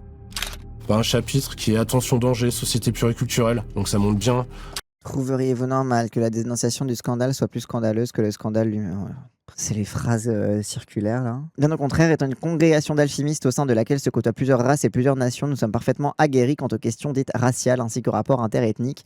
En effet, notre congrégation regroupe pour la première fois au monde dans le temps un ensemble de plus de 10 pays, dont des pays arabes, américains, en Suisse, des pays européens. Nous œuvrons depuis plusieurs années, au fur et à mesure que l'expérience nous a appris la sainte cohabitation d'une vie communautaire. Le problème de race. Donc en mode, on n'est pas raciste, on a des Américains et des Arabes, mais que le mélange des cultures, c'est pas que... Bâtir une société multiraciale en commençant par imposer par décret une société pluriculturelle, c'est bafouer les générations de nos pères. Donc, mais c'est quand même pas bien. Construction d'une société multiraciale ordonnée par les thèses maçonniques. En gros, nous, on n'est pas raciste parce qu'on a plusieurs races parmi nous, et c'est bien, et c'est communautaire, mais eux, ils veulent une société multiraciale, et c'est pas bien parce que c'est ce que veulent les francs-maçons. Oui, la vérité, c'est que vous galérez à recruter, et du coup, vous prenez tout ce qui va, quoi. Il y a aussi des passages qui sont assez éloquents, comme arracher les fossiles et marteaux de nos murs de France et d'Europe, symbole de mort, encore plus que la vastica nazie, il faut le faire impérativement. C'est fascinant, tu vois, les fossiles et marteaux, symbole de mort, encore plus que la svastika, sous-entendu. Ouah, les nazis, c'est pas si grave, quoi. Oh, quand même, il y a les communistes, quoi. Et c'est vraiment l'utilisation de la menace communiste. Et ça, c'est un truc qu'on trouve beaucoup dans l'anticommunisme, c'est de surinvestir tellement la menace communiste que derrière le sous-entendu, c'est que les nazis, c'est pas si grave. Par exemple, il y a aussi un petit passage ici qui est assez intéressant. Il faisait une grosse fixette sur Harlem Désir. Nous sommes aussi un peu arabes, François Mitterrand, leader du PS, la France est née de l'assimilation. Et donc ils sont en mode non, mais on n'est pas raciste. Il y a des gens aussi qui viennent de pays arabes dans notre congrégation. mais quand même, c'est pas bien. Voilà. Non catégorique à l'un comme à l'autre, tous deux responsables de la législation et de l'instauration de la société pluriculturelle à la solde de l'international maçonnique. Au contraire, messieurs, la France est une unité monarchique et chrétienne qui a su la bâtir en préservant des invasions et en y appliquant fermement les limites de la tolérance qui empêchèrent la suprématie des activités étrangères. Nier plus de 16 siècles d'histoire de France par la braderie. Et c'est marrant, hein, parce que c'est littéralement le discours de Zemmour, au final. Les racines chrétiennes de la France. Évidemment, là, c'est une secte de bikers nazis alchimistes. Du coup, forcément, on est en mode waouh, ils sont complètement starbés. Mais désolé, mais sur CNews, c'est ce qu'ils disent H24, quoi. Toutes ces conneries de la France est basée sur l'unité monarchique et chrétienne. CNews, c'est un lundi pour CNews, quoi. Nier plus de 16 siècles d'histoire de France par la braderie du pays à ce genre d'idéologie en 2 années de septennat au point d'élire Harlem Désir comme maître de la culture nationale. Voici une trahison qui relève des plus lourdes peines. Des plus lourdes peines. En gros, sous-entendu, il faut leur foutre une balle dans la tête parce que la plus lourde peine, jusqu'à preuve du contraire, c'est la peine de mort. Donc c'est vraiment en mode genre, ils ont osé mettre un noir, pour ne pas employer un autre mot, dans un poste de responsabilité. Faut leur foutre une balle dans la tête, quoi. Ça rappelle beaucoup de trucs récents. Bah oui, en vrai de vrai, c'est là que tu vois que le discours d'extrême droite, il a pas changé, quoi. Il se réinvente régulièrement avec différentes saveurs et différentes teintes. Tantôt alchimie, tantôt fémonationaliste, tantôt, mais in fine, ça reste le même truc de globalement, on n'aime pas les Noirs et les Arabes, et on veut tous les dégager, et on veut buter des gens, quoi. Des petits schémas aussi qui sont assez intéressants. On voit le prince des ténèbres, par qui... Alors le prince des ténèbres, une réalité qu'ils vous démentiront toujours, car ils mentent, ils vous diront, ils feront tout pour démentir la réalité, ce sont des menteurs. Alors les axes cosmiques saints, l'église de Pierre, l'église romaine, et on sait pas ce qu'il y a après. C'est quoi ce schéma de merde? Il n'a aucun sens, ce schéma. Et l'église de Pierre, c'est quoi les autres axes qu'ils ont il est vide ton schéma, il n'y a rien écrit dedans. Et ensuite, axe cosmique involutif. Donc j'imagine c'est les trucs pas bien. C'est les trucs de l'involution, donc c'est l'évolution à l'inverse. Le protestantisme. Ah, c'est quand même la faute des protestants à la base. Hein. Donc le protestantisme qui donne l'esprit révolutionnaire, qui donne le marxisme, qui donne le socialisme. Non, le socialisme, il n'est pas lié à la franc-maçonnerie. Et la franc-maçonnerie qui donne Fulcanelli, l'église de Carreau, les PLN. C'est qui les PLN? Parti de Libération Nationale? Je comprends rien. Vous avez compris quelque chose à ce schéma? Enfin, c'est juste, il a fait une espèce de schéma pour mettre des mots-clés les uns après les autres. Sous l'église romaine, c'est la Sainte Trinité. Ah, tu penses que c'est la Sainte Trinité? Mais non, parce que la Sainte Trinité, elle préexiste à l'église de Pierre. Je comprends rien. Oui, c'est toujours la secte One Card for Pain. Mais oui, attends, Fulcanelli, du coup, c'est censé être un turbo-alchimiste. Donc pourquoi il est involutif si c'est un alchimiste comme vous? C'est parce que c'est pas un alchimiste qu'on aime. Oui, on dirait un brainstorm de start-up raté de fou, t'as tellement raison. Dans tous les groupes sectaires, il y a les forces noires, les forces de Satan, il y a les ondes négatives, il y a les gens du monde, c'est clivé. Il y a nous, les bons, qui veulent... C'est eux contre nous, quoi. C'est la logique, c'est la logique obsidionale, quoi. C'est la logique de Citadelle assiégée. Pureté, qui veulent l'amour, le bien, la transformation, et tout le reste du monde. Parce que c'est une morale, en fait. C'est le principe d'une morale, de distinguer le bien du mal. Et en gros, c'est que c'est une morale qui est extrêmement manichéenne, extrêmement paranoïaque, etc. etc. quoi. Suite à la sortie du livre Les bûchers du XXe siècle, il y a eu des articles, il y a un article dans Libération d'un certain Denis Robert. Ah, ok, donc c'est là où Denis Robert arrive. Ok, donc il avait fait une enquête là-dessus à l'époque. Tu me fais replonger dans une histoire fascinante qui m'est arrivée donc il y a 40 ans aujourd'hui. Pour moi, cette histoire, elle était importante. J'étais jeune journaliste à Libération. Il ressemble à un chanteur de New Wave britannique. Il ressemble un peu à un chanteur de post-punk. Ouais, un peu à Ouais, je suis d'accord, il y a un côté Feld-up un peu, oui, je suis d'accord. Et oui, il a un côté... Ça pourrait être grave être une pochette d'album, genre. J'habitais Metz, j'habite toujours en Lorraine d'ailleurs, et un couple de vieillards qui lisaient mes articles, etc., et qui avaient de la famille pas loin, étaient venus me voir pour me raconter qu'une de ce qu'ils appelaient, le mémoire que j'ai, c'était une fille adoptive qui s'appelait Isabelle Cancelier et qui était la fille du célèbre alchimiste Eugène Cancelier. Ah ok, c'est lui dont on a vu la page Wikipédia tout à l'heure. Ok, donc là c'est le diplore alchimie. Du coup les gens, leur fille adoptive, c'est la fille d'un grand alchimiste. Se transmettent de génération en génération, et lui avait hérité du grand maître Fulcanelli. Ok, d'accord. Donc Fulcanelli, qui est le grand maître, qui était dans le grand Satan, dans les grands méchants du truc de la secte nazie, là. Il a transmis son savoir au père de la meuf. Ok, donc on commence à avoir le lore. Ok. On lui avait volé des grimoires, des documents anciens par une secte de motards nazis. Enfin, c'était comme ça que ça m'avait été présenté. T'imagines, t'es journaliste. Quelqu'un qui vient te voir en mode bonjour, notre fille adoptive est une descendante d'une grande lignée d'alchimistes. Et il y a des motards nazis qui lui ont volé ses grimoires. Oui, c'est vraiment une quête secondaire de RPG, le bordel.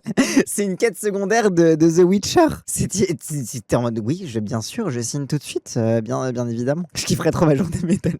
De moines qui se déplaçaient en moto et qui avaient leur maison, leur siège dans le Massif central. Et donc le couple m'appelait un peu à l'aide en disant la police ne... N'importe qui ferait ferme ta gueule, mais pas Denis Robert. Oui, de fou. Mais c'est là que tu vois que pour être un bon journaliste, il ne faut mépriser aucune histoire. Bon début de Stoner Movie, mais tellement. Mais c'est un très très bon début de film. ne veut pas nous croire, je vous assure que c'est vrai.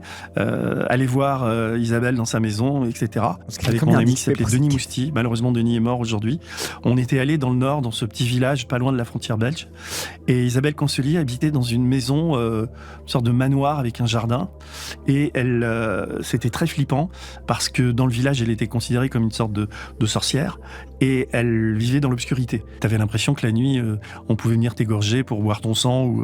Le mec qui se ramène, il est en mode vas-y, jeune journaliste, je vais faire un article là-dessus, tu te ramènes dans un manoir sombre avec une espèce de sorcière chelou, t'es en mode ok, je vais peut-être mourir. Plus 5000 pièces d'or si tu finis la quête sans arme ni crayon, oui de fou. Il a pec sur eux avant de faire la quête de la campagne de la chute de Sarkozy, oui de fou. Oui, c'est vraiment la quête secondaire avant la quête principale. Et la dame était très gentille, mais elle était dans un univers parallèle. Mais on lui avait réellement volé ses grimoires et ses textes. Cette assemblée est une assemblée de combat sur plusieurs plans, vol sur soit secte. On va savoir à qui appartient à quoi. L'affiliation sera offensive dans les prochains mois. Jean est le successeur et dépositaire de Fulcanelli. Isabelle lui a confié les textes inédits de Cancelier. Bien d'autres mériteraient cette place. De ce point de vue, on est les gardiens et cela ne passera pas. Ah, ok, d'accord. Donc en fait, ils ont le seum que d'autres gens que eux soient dépositaires d'un savoir alchimique ancestral et que du coup, ils vont voler le grimoire parce qu'ils disent c'est nous qui méritons d'avoir le grimoire et pas vous parce que vous êtes des mauvais alchimistes et nous on est des vrais alchimistes parce qu'on est des nazis. Ok. Le diplore des bifs entre alchimistes, c'est fascinant. Et nous, on était quand même, on avait l'impression que c'était un scoop, quoi. Avec Denis, on est allé à Riom pour essayer de les voir, mais c'était réellement des fous furieux, quoi. C'est perçu, nous, de l'intérieur, comme une campagne de presse pour nous détruire. Vous savez, vous voyez bien que le monde extérieur veut nous de mal, parce qu'il n'y a que des journalistes qui rôdent dans les parages. Et Oui, enfin, t'as Denis Robert, ça va, quoi. T'es une espèce de chanteur de New Wave qui vient poser des questions, on n'est pas sur une campagne médiatique, voilà, quoi. Mais ça n'a pas été une secte qui était plus médiatisée que ça, tu vois. C'est une secte de taille moyenne, qui est assez inconnue du grand public, mais qui était une bonne secte quand même, hein. Il n'y a pas de problème là-dessus. Et qui mêlait alchimie, extrême droite, moto, peau de bête. Donc un peu folklorique quand même. On voit des choses qu'on ne devrait pas voir quand t'es gosse, tu vois. On peut voir des armes, on peut voir de la violence psychique, on peut voir de la manipulation, on peut voir de la violence... Attends, avant je n'osais suivre ceux qui s'étaient mis en route, je craignais leur regard. Maintenant je sais que tu as un cœur qui brûle tous les endettements, à condition de cesser la résistance. Il ne s'agit pas de parler beaucoup, mais c'est en mode je te suis aveuglément. Physique aussi. Et encore une fois, il y avait aussi la notion de paranoïa qui était incroyable, moi, qui m'a vraiment marqué. C'est le fait d'être menacé tout le temps par l'ennemi, par un ennemi invisible ou visible. Mais non, mais ça, je reconnais, c'est le film des nuls. Le mec avec la faucille et le marteau comme ça, c'est meurs, pourriture, communiste. Oui, c'est Red is Dead, de fou, c'est la cité de la peur, c'est Red is Dead. Le mec, il est comme ça, les gens, ils sont... Ah. La secte au plus fort de sa période anti-rouge, courbée sous le joug de la faucille et du marteau, les disciples pratiquent l'exorcisme. Mais qu'est-ce qu'ils exorcisent? Ils exorcisent le communisme, genre? Ah oui, attention, chérie, ça va couper, hein. C'est tellement goofy. Et c'est vrai que cette notion de paranoïa m'a imprégné. 86, mission spéciale, les instructeurs sérieusement élaborer le principe de survie. Soviet ou tremblement de terre, risque peut arriver d'un moment à l'autre. Creuser des caves dans les maquis, un abri anti-atomique, pompe à eau plus pharmacie. On survivra 3 semaines, mais avant, on claquera les soviets. Ah oui d'accord, ils sont vraiment en mode, on va tous crever, mais on va emmener des soviets dans la tombe avec nous, avant de mourir. Mais ils ne sont pas là. Ils ne sont pas là, les soviets, ils ne sont pas là. Si en cas de guerre atomique, les gosses sont atteints par les radiations, on les flingue, ça vaut mieux que de les laisser mourir. Ils n'auront jamais mon 4 Magnum. Ok. Ah oui, d'accord, c'est... Ah, les radiations communistes, l'abri anti-atomique... Ah, 44 Magnum, oui, je suis con, c'est un 4, oui. C'est... D'accord. Et c'est intéressant aussi, là, typical nazi, sacrifice plutôt que survivre à un monde rouge. Oui, exactement, oui, tout à fait, c'est ce que j'allais dire. On retrouve la logique, je vous renvoie à l'abécédaire de Chapoutot, notamment le B pour bunker, qui était hyper intéressant là-dessus, avec cette vision-là de le suicide vaut mieux que la défaite, et toute cette vision de, encore une fois, la mort, le bunker, la paranoïa, la citadelle assiégée, le truc, et cette idée-là on va avoir une mort honorable, mais à la fin, on sait qu'on va mourir et on sait qu'on vit pour mourir, quoi. Et encore une fois, je vous renvoie au React de l'abécédaire de Chapoutot, le B pour bunker, ou même directement à l'abécédaire de Chapoutot, B pour bunker sur Blast, qui était vraiment bien là-dessus. Ouais. Ah, le suicide de Goebbels. Très fort, je la ressens encore un peu. C'est dur de s'en guérir, parce que quand t'es gosse, ta cervelle est très malléable, donc du coup c'est des choses qui restent en toi, et qui t'imprègnent. Et ensuite, ouais, effectivement, il y a eu des points de touche avec le Front National, avec cette secte. Ah, ok. On dit nazis, mais ils étaient surtout racistes. Ils détestaient les Noirs et les Arabes. Ils étaient, à l'époque, donc on est en 86... Mais et les Juifs alors? Désolé, je pose la question depuis tout à l'heure, mais quand même bizarre que pour une secte raciste des années 80, ils citent pas tant les Juifs que ça. Ils se trimballaient avec des armes. Ils faisaient partie du service d'ordre de Jean-Marie Le Pen. Et ils avaient des discours. Ok, donc ils font partie du service d'ordre. Ok, d'accord, ils sont quand même dans le service d'ordre du FN. Ok. Retiens la phrase, ils étaient nazis, mais surtout ils étaient racistes. Il y a un plot twist. Ok, j'attends le plot twist. Très bien. Racistes et ils s'en cachaient pas, quoi. Et ils étaient nombreux, c'est-à-dire que c'était des espèces de bikers. Quand ils se déplaçaient, ils étaient 30, 40, 50 sur leur Harley Davidson. Donc c'était des mecs, t'avais pas envie franchement d'aller boire un coup avec eux, quoi. Et après, ces gens-là sévissaient aussi dans le Massif central, ils faisaient des raids, il y a eu des attaques racistes, des choses comme ça, quoi. Oui, ils allaient faire des ratonnades dans le Massif central, entre deux fois qu'ils faisaient des services d'ordre pour le FN, quoi. Pour le Front National, ils ont collé des affiches. Je sais qu'ils ont participé au BBR, qui à l'époque était la fête des Bleus, Blancs, Rouges. Ils étaient tous artisans, donc le gourou leur disait quittez vos boulots, docteurs, professeurs, tout ça, pour prendre des métiers artisanaux. Les arts, ce sont essentiellement les métiers artisanaux, c'est-à-dire, pour nous, Bikers, nazis, alchimistes, peaux de bêtes qui font de la poterie. En fait, c'est juste l'atelier Missor. En fait, est-ce que l'atelier Missor ne serait pas une secte d'extrême droite, en fait? Oui, c'est l'atelier Missor, en fait. Et c'est là que tu vois que l'atelier Missor est vraiment dans une tradition de l'extrême droite française. le premier état de l'art populaire. Donc il y a eu des bijoutiers, des verriers, des potiers, une brasserie, et il leur arrivait de participer à des fêtes du Front National pour vendre leurs produits. Les potiers civilisés. Oui, littéralement les potiers civilisés. Il me semble que même Jean-Marie Le Pen a trouvé le gourou tellement taré qu'il n'a même pas voulu le prendre dans son giron, ce qui a rendu fou le gourou de rage, il me semble après. Ah. Même Jean-Marie Le Pen est en mode vas-y, je le veux bien pour le service d'ordre, mais juste il ne m'approche pas. Et le gros comment ça Jean-Marie Le Pen ne veut pas de moi? Ça doit être un antéchrist, c'est un grand Satan, c'est un marxiste secret. Est-ce qu'il ne serait pas un peu franc-maçon? Un journal qui tirait un petit tirage, mais c'était un petit journal qui permettait de développer les lubies du gourou. Et il y a eu une interview de Robert Forisson à l'intérieur. Quand même. C'est ce qu'on a... Ah enfin, attends, quand même, parce que j'étais curieux quand même. J'étais en mode mais attends, toujours pas dans. Voilà, si quand même, ils publient une interview de Forisson dans leur journal, etc. Ok, donc ils étaient bien connectés globalement. Ils étaient bien connectés à toutes les sphères intellectuelles de l'extrême droite française de l'époque, quoi. Un négationniste, c'est un homme qui pense qu'il n'y a jamais eu de Shoah, en fait, et qui a été soutenu par une large partie des gens qui des néo-nazis, des antisémites de tout poil. Voilà, c'était une star à ce moment-là. Il a même été invité par Dieudonné sur scène. Tout ça fait partie d'une constellation de faits. C'est pour faire le lien avec le FN. Oui, j'imagine que c'est pour faire le lien Forisson FN. Oui. Mais ok, donc quand même, oui, ils partagent quand même beaucoup de bases intellectuelles avec l'extrême droite, antisémite, raciste, etc. Ok. On est sorti de cette secte parce que le gourou voulait clairement que ma mère fasse partie du harem, donc c'est le couple. Ma mère a ouvert les yeux après 10 ans. Attends. Je peux excuser l'alchimie nazie, mais je place ma limite à faire partie du harem. Là c'est trop pour moi.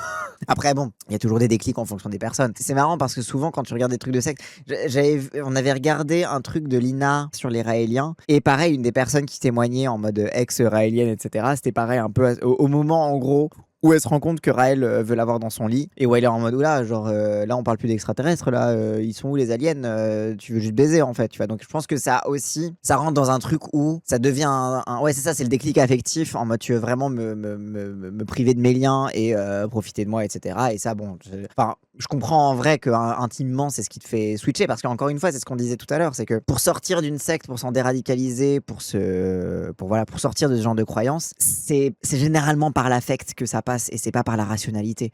Évidemment que quelqu'un qui lui explique que non en fait tranquille, les soviétiques ils sont pas les francs-maçons, c'est pas un truc genre ça va pas faire un déclic, mais le déclic il va toujours être plus émotionnel qu'autre chose. T'as fait tout un truc autour du christianisme pur de l'Occident, tu demandes d'avoir un harem. Bah après je sais pas, parce qu'il avait l'air d'avoir déjà son harem, mais je pense que le truc c'était que la meuf intègre le truc déjà existant, où là elle était en mode ah ok non mais en fait c'est trop chelou son truc. Je pense que c'est plutôt ça, parce qu'il disait tout à l'heure qu'il avait son harem de meufs, etc. Donc ça devait savoir. Peut-être que ça l'a fait se rendre compte qu'en fait le harem c'était pas des meufs qui étaient consentantes, mais c'était un peu en mode c'était un peu un mélange de coercition et de promotion bizarre. La secte commençait à perdre en vitesse aussi. Oui, probablement, j'imagine. Hein. Promesse de base qui était la pierre philosophale n'est jamais arrivée. vers la fin de la... Oui, puis ça aide aussi que si tu promets un truc qui n'arrive jamais, bon, à un moment, les gens, ils finissent par se lasser, quoi. Avec les 2-3 dernières années, il y a eu l'ONU déjà, donc là c'était un peu, les gens ont commencé à ouvrir les yeux. Cette petite secte d'Auvergne de tarés a été invitée à l'ONU quand même pour faire une conférence. Quoi? Ils ont été invités par qui? Attends, quoi? Oui, c'est la CIA ou... Je sais pas, Ok, ils ont donné une conférence à... Pourquoi? C'était un véritable fiasco, spoiler.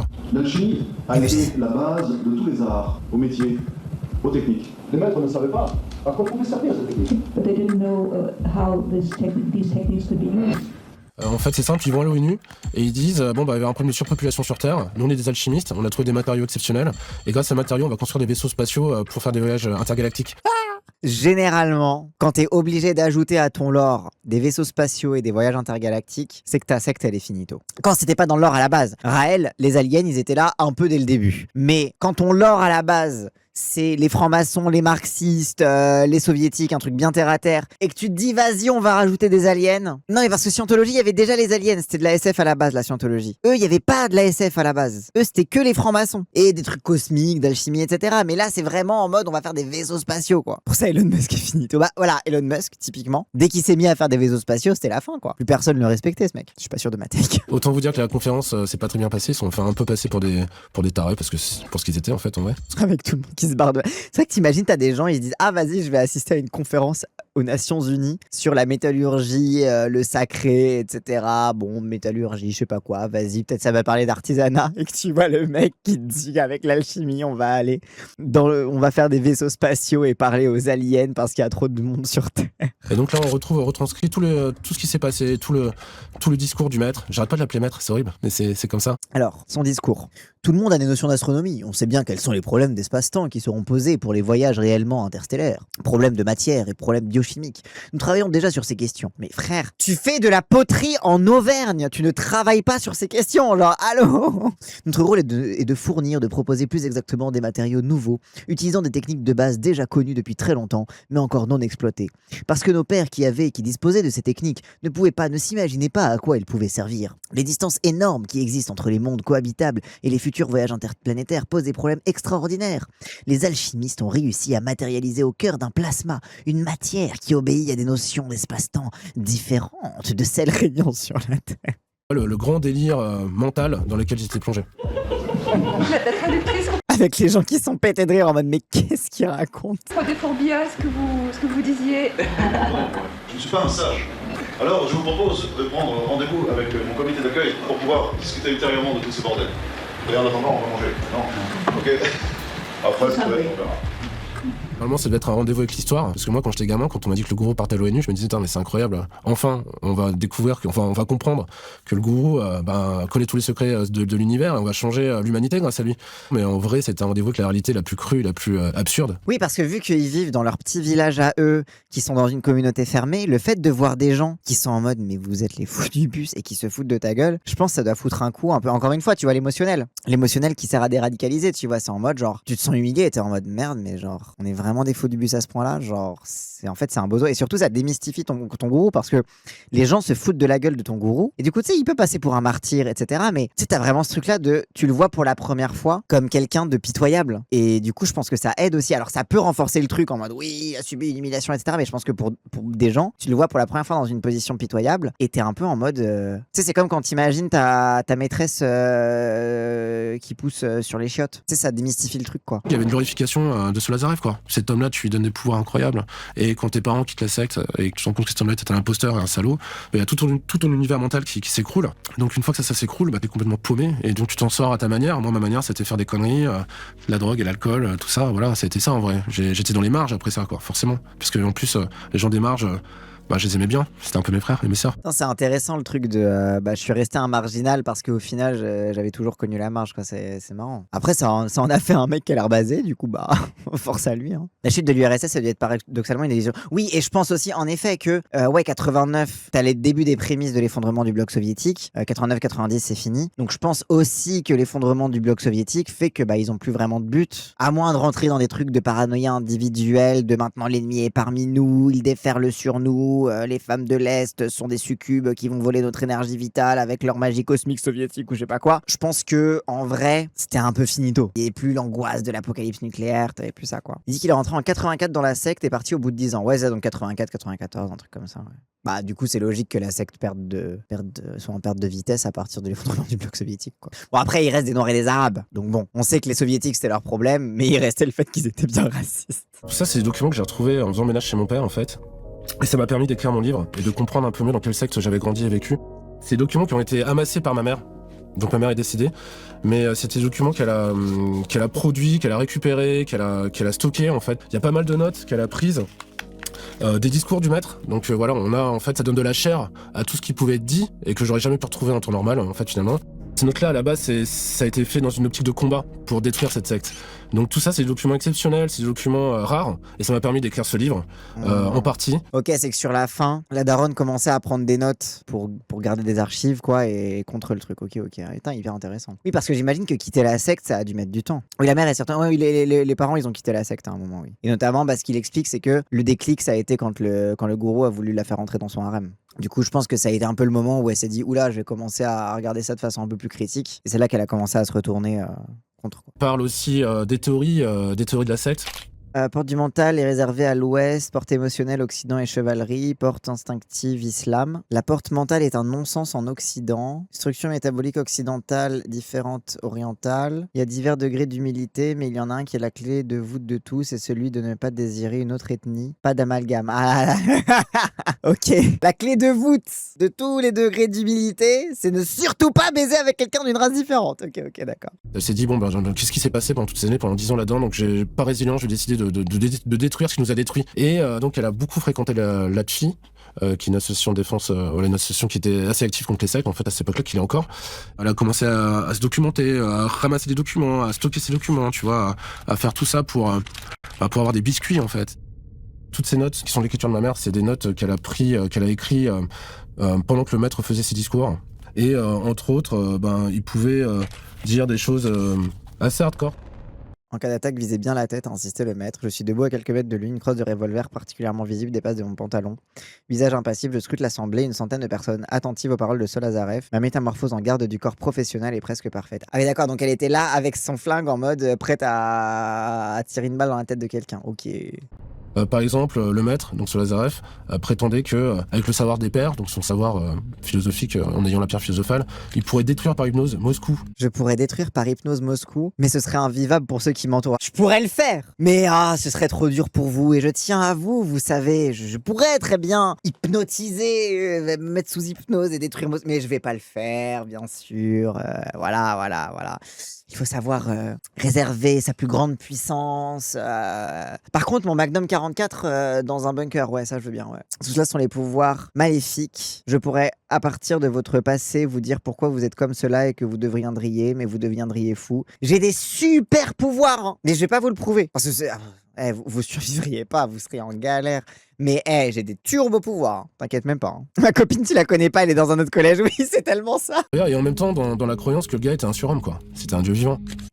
Remarque 2W sur les coiffures et l'aspect des frères. Il faut faire peur. Ah, c'est pour ça qu'ils ont des coiffures cheloues. Ce sera notre protection. Il faut intimider. Il faut que l'on soit craint afin d'être tranquille un jour.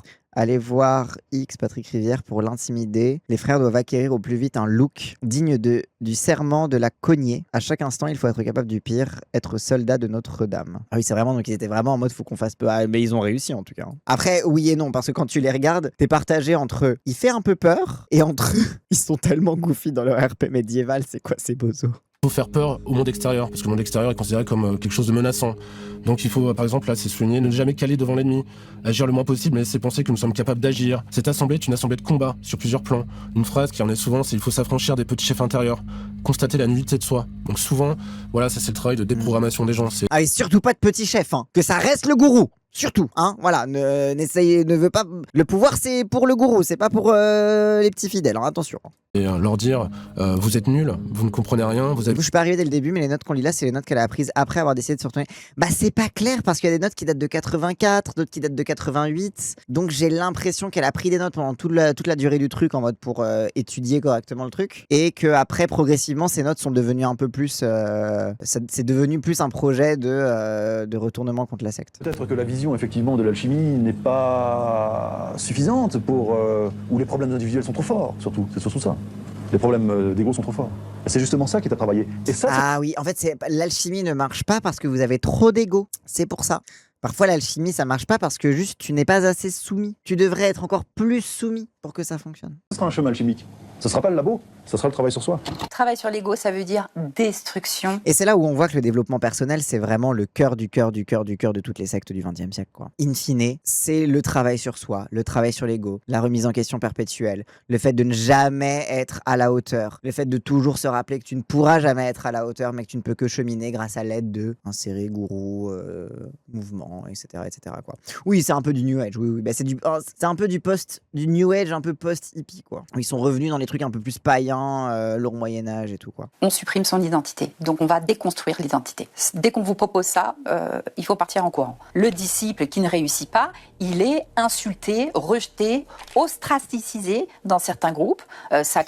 C'est une réticente, je vais m'occuper d'elle l'année prochaine. La coincée, elle sait que j'ai le pouvoir et il y a chez elle un territoire d'ego où elle ne veut pas lâcher le pouvoir. Oui, c'est ça, c'est en gros dès que t'es un peu réfractaire, Mais c'est intéressant parce que c'est vraiment... Les notes, elles montrent vraiment à quel point le rapport de force et de domination est transparent quasiment. C'est un peu un marionnettiste, voilà, qui joue avec ses marionnettes. Donc c'est vraiment une grosse violence psychique. Ça peut être une violence aussi physique. Mais Incitation à la violence. J'exige de la part de ceux qui me sont restés fidèles d'aller jusqu'à la violence physique. Donc là, c'est en 94, donc là, on est dans les notes où j'imagine elle avait déjà décidé de se retourner contre la secte. D'aller jusqu'à la violence physique en face de toute parole ou de tout comportement mettant en doute les aptitudes des conseillers. Ok, donc c'est vraiment en mode, genre, si quelqu'un met en doute le moindre truc, vous les tapez, soyez violents. Si quelqu'un il dit, j'y crois pas trop, tu le tapes. Et elle a rencontré un jour ce journaliste là, Yves Le Faou, qui lui avait déjà enquêté sur plusieurs sectes dans la région, qui d'un œil surveillait cette secte, mais savait pas trop ce que c'était en fait, parce que c'était quelque chose de très nébuleux. Et la rencontre avec ma mère a permis de faire que lui, il avait le savoir-faire journalistique, elle avait les documents, les témoignages internes. Donc ça a permis de faire un article qui est sorti en novembre 96. Théiède, une vraie secte, un vrai gourou, il me semble, c'est ça. C'est un article qui relate qu'est-ce qui se passait dans cette fameuse secte de Théiède. Parce que les gens ne savaient pas trop ce qu'il y avait à l'intérieur. En fait, la secte a vraiment écroulé suite à cet article et surtout. Ah oui, avec le... Wow, c'est vraiment... Putain, c'est marrant parce que c'est un peu la Chelsea Cut, mais version gourou de secte. Au procès qui sont suivis, parce que le gourou avait attaqué le journaliste pour diffamation. Il avait amené tous ses disciples lors du procès en pensant qu'il allait défoncer le journaliste, mais c'était l'inverse qui s'est passé. Donc il a été prouvé que le mec racontait que des conneries.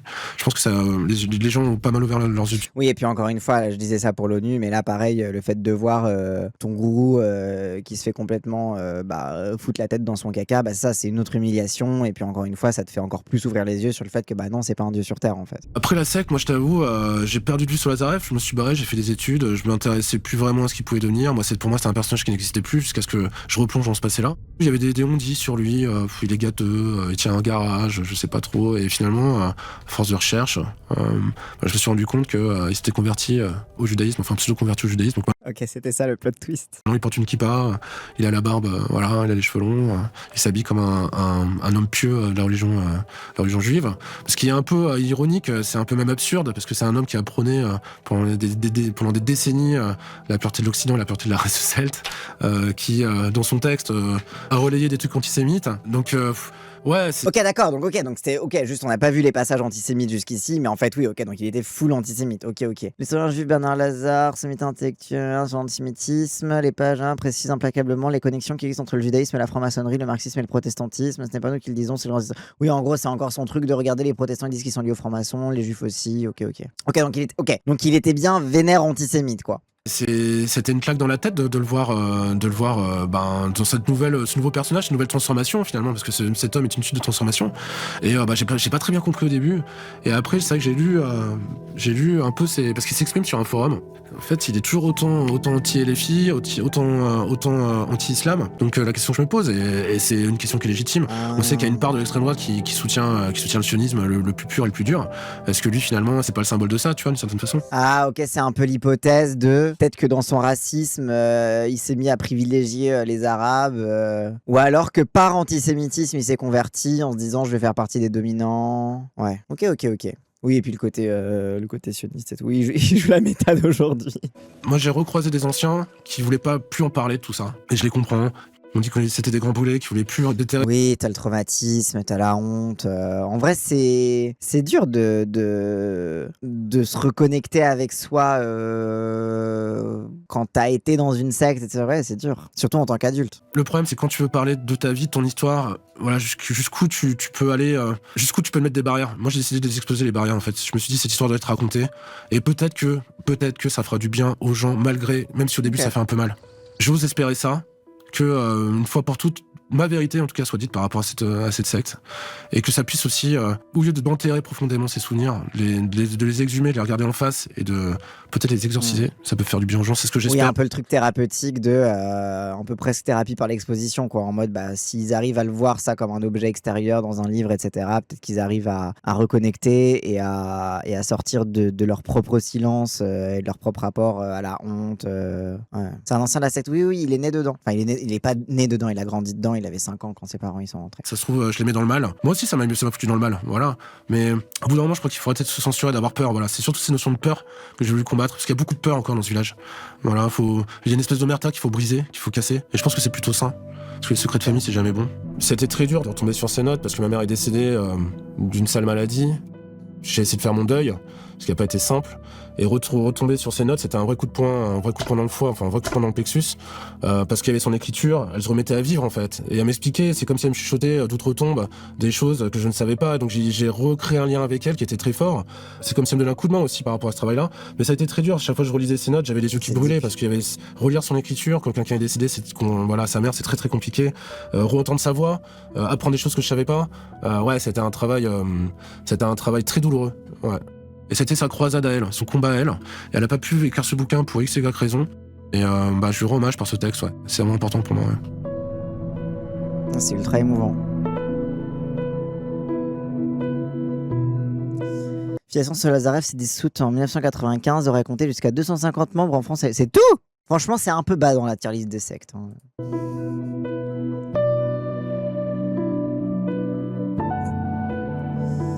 C'est encore difficile de disposer de statistiques fiables sur les sectes en France. Les autorités ont indiqué avoir reçu en 2024 plus de 4500 saisines. Oui, on a une augmentation des saisines pour les dérives sectaires et tout. Ok, franchement, hyper intéressant, très émouvant aussi sur la fin, son rapport à sa mère, etc. Parce que oui, au final, c'est grâce au travail de sa mère qu'il a pu faire tout ce travail, etc. Donc franchement, hyper intéressant. Et ce qui est intéressant aussi, c'est que on trouve un peu tous les clichés et tous les blueprints de la secte française dans ce truc, la filiation Saint-Lazare. Et en même temps, dans à la fois les liens avec l'extrême droite, le truc ésotérique, l'alchimie, etc., etc. Et en même temps, c'est quand même assez notable qu'ils allaient vendre leur poterie aux universités d'été ou au rassemblement là, du FN. Ils faisaient le service d'ordre du FN aussi. Enfin, tu sais, t'as un truc aussi où on voit comment ça s'inscrit aussi dans tout le bain culturel de l'extrême droite groupusculaire, ésotérique, etc., masculiniste, tout ce que vous voulez. Franchement, très intéressant. Bravo à Blast pour le taf. Et très stylé. Hop, et avant de partir, n'hésitez pas, si cette vidéo vous a plu, à liker, commenter, partager. Comme d'habitude, ça aide à faire tourner l'algorithme. Et si vous voulez me soutenir financièrement, n'hésitez pas à cliquer sur le lien Stream Elements qu'il y a dans la description de cette vidéo. Allez, cette fois, je vous laisse.